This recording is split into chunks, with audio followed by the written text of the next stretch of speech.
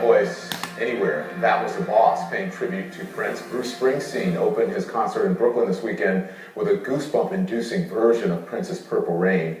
Joining me now exclusively is Damaris Lewis, the woman who was Prince's last muse, as well as his close friend. Thank you for coming in. Thanks for having me. Thank you. Beautiful. You're a beautiful young lady and very smart. We were talking in the break. I've heard so much about you from Van. Yeah. Van, who is your godfather. He's your godfather. I said he adopted you because Prince can't. He's not here to take care of you any longer. When you hear that tribute was amazing, do you think Prince knew what he meant to the world? He did. I think that one of the things about him that really made me love him is that his reward for anything he did was in his giving. He understood that he was giving, but he didn't want anything back from it or for it. And I think that with him, he knew so much. And every one of us who was in his life, he spent his life making sure we knew what he knew so that we could pass it on. What do you think of the reaction? Wow. I was at Paisley Park this weekend and seeing the fans. You know, normally when someone passes in your life, it's you and your close-knit circle who has to deal with it. And this time it was me and the world. And it's definitely been something to see. I'm so grateful for the love that people are showing, and they're going to continue to show, I hope. And yeah. So we know what a muse is, like a creative inspiration. So, but what do you think? Was that a friendship? Was that romantic, or did you just inspire him creatively? Like, define that for us. Prince is one of my best friends. I met him back in 2010, and I met him. He didn't know I was a dancer, and about a year later, I was at a after party with him, and I was kind of just going off, and he asked me to go on tour with him in Australia. I thought he was joking, so I left it alone. And 3 weeks before the tour happened, he asked me again. And 3 days later, I was in Chanhassen in rehearsal, and I've been going strong with the camp ever since. But it really is inspiring to know that someone who didn't know much about you had so much trust in you. And Prince let me be me.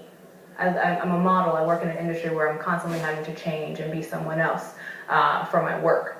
I was myself all the time. Prince is hilarious. I'm a very sarcastic, funny person. We spent most of our time cracking up and laughing and just really enjoying life. But I think it's a true testament to the fact that he really takes from the people around him. And he did that every single day, from his band to just everybody in his life. So, when did you last speak to him? Last week. Yeah, I spoke to him last week Sunday, and the last conversation we had, I was telling him he needed to take a vacation. Yeah. And, you know, it's been tough. Why did you think that? Was he working too hard? No, I just think I heard the news of the plane landing, and that's the first thing that I thought. You know, I think it's important that a lot of these big superstars have people who actually care about them around them. And he was my friend. He was actually my friend, regardless of the touring and the dancing and whatever I did work-wise. He was my friend, and I was concerned. And you know, you need those people around you to remind you that sometimes you gotta take a break. Everyone is talking about his health. Did you know anything about his health? Did he have a hip problem? I didn't know anything. He's a very private person, and I think that in a time like this especially, anybody who does know anything or anybody who did know anything, I think it's going to be up to us to really keep his privacy private. You know, so at this point, I really didn't know. I know he was battling the flu a couple weeks ago. I did know that. He did tell me that. But saying that what, again? He was battling the flu. He was battling, yeah. Yeah, so I did know that, and that's about it. How did he sound? Normal. I was with him. We did 2 after shows at Avenue here in New York about a month ago for his book signing party, and he was fine. I want you to take a look. There's a selfie. We're going to put this selfie up. Okay. What do you think of when you look at yourself? You know, it's funny. Prince didn't allow anybody to have cell phones around him, and that day we were in Paris, and he asked me where my phone was. And I said, okay, I had my phone. He said, let's take a picture. I said, are you sure? You positive? You positive you want to take this photo? And we take the picture. He says, post it. what you mean, post it?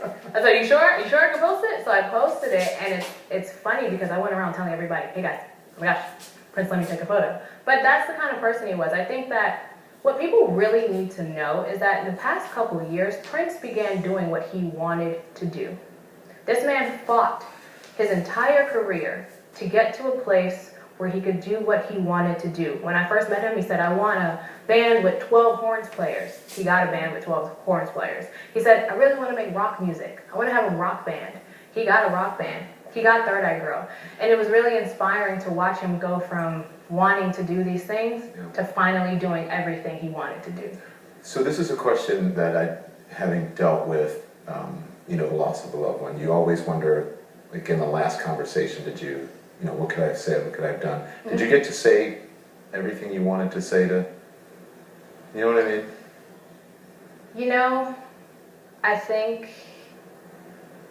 I think Prince knew how much I loved him. If I could tell him something right now, it would probably be in the form of a joke, because that's how we spoke. But my message would be a message from him to everybody else to really understand that you have to give. You have to. If you have a gift, you have to give. And especially for my generation right now, we're in a really, really, really testy times. But he made sure every person in his life that influenced him was influenced by him. So, yeah. Thank you, Damaris. Thanks for having me. It's a pleasure meeting you. Yeah. Good luck. You take care. Thank you. Oh. We come right back. The rumors and the reality. The making of Beyonce's Lemonade.